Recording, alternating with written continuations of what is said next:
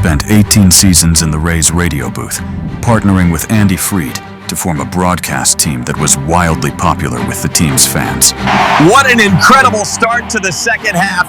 The energy here in the stadium is absolutely electric tonight. Wills created a few signature, instantly recognizable calls when on play-by-play duty. Those are just some of the countless classic calls from the late, great Dave Wills, including his roaring refrain immediately following every victory.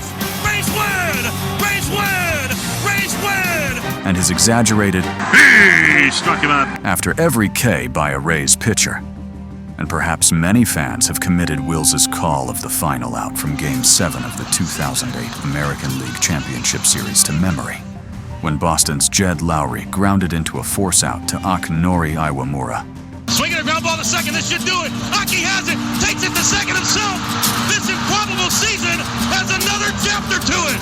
The Rays are going to the World Series. A Chicago native who grew up as a huge White Sox fan, Wills spent 11 seasons as part of the White Sox radio broadcast team prior to joining the Rays before the 2005 season.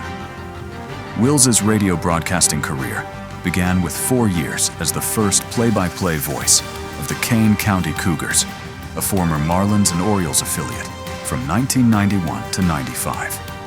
He was the radio voice of the Illinois-Chicago men's basketball team from 1997 to 2005, and anchored the pre- and post-game shows for Notre Dame football and basketball.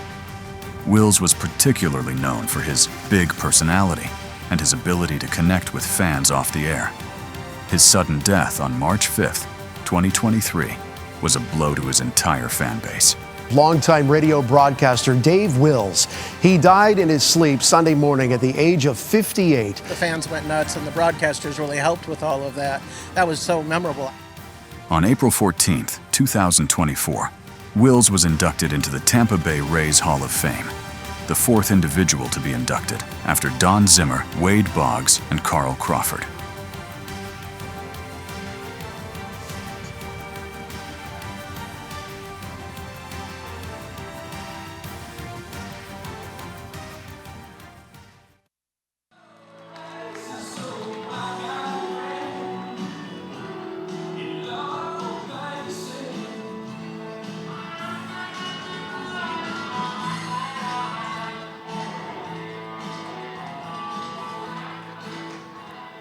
We're going to bring up Mark. Come on up, Mark. Mark Topkin. He is the Rays beat writer for the Tampa Bay Times, and he's going to talk to us more about Dave. How are you? How are you? What would he think of all this? He'd kind of laugh. Yeah, he'd be like, "Why are we doing all this fancy stuff? Let's just have the party." That would definitely be how he would think, yeah. He'd be in his Hawaiian shirt and probably have a Bud Light, and then he'd want to know when we got to the real party, the after party. He wasn't much for formality. Mm-hmm. What are some of your favorite memory stories about Dave?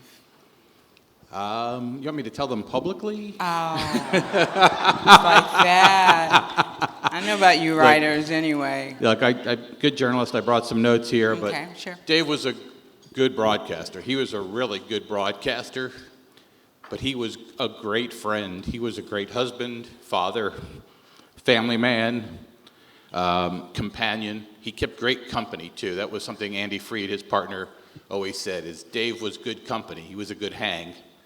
And he was, and he wanted everyone to have a great time.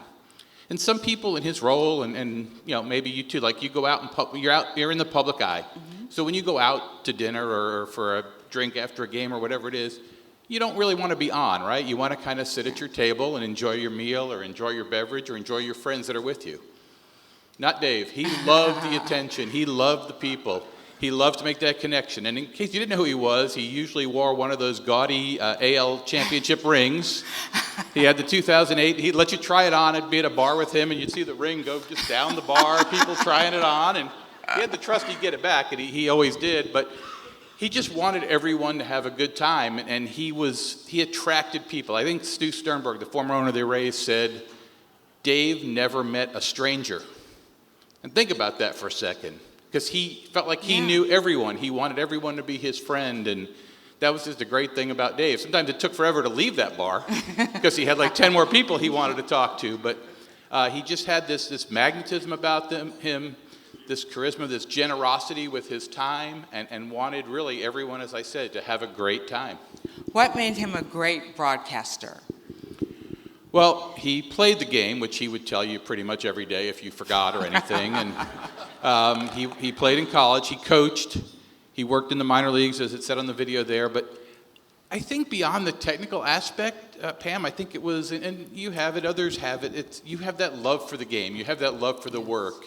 It's not really going to work, right? I mean, Dave, he had another saying, and he had applied to work. He said he felt like he lived and worked in life's candy store.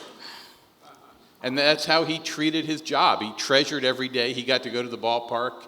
And he took losses hard. I mean, if they lost, he was down in the dumps at least until maybe a couple of Tito's after the game. But, I mean, when the Rays won, and that Rays win, I know they played that. I mean, that was real. I mean, he rode that roller coaster. Your athletes are told, don't ride the roller coaster, right? Dave rode that roller coaster, and that was part of wanting to enjoy every moment. You have wonderful notes there. I don't want you to leave out anything. Any closing remarks you want to make about Dave? Well, I was going to say it was funny how he got the job. I watched a bunch of the videos. I thought you might ask me that. But they had taken applications. They were changing radio broadcasters going into the 2005 season. They got hundreds of applications, as you would expect. A great place to work, right, in Florida, called Major League Baseball. And Rick Vaughn, our good friend, who used to be the PR director of the Rays, they'd cut the field to 10. This is back when you listened to the tapes, right? So they had an all-day meeting at the Trop. They cut the field to 10. Rick went back to pack up. It was his recorder. He bought it like from his daughter or something. He brought it to the office so they could listen to the tapes. So he's back in there, and the mail person who works at the Trop comes in and says, hey, Mr. Vaughn, you got a package. And it was, Rick goes, well, I'll open it. It looked like it might be a tape, right? So he opens it, pops it in, listens to about 3 minutes. He goes, this is as good as anyone we have.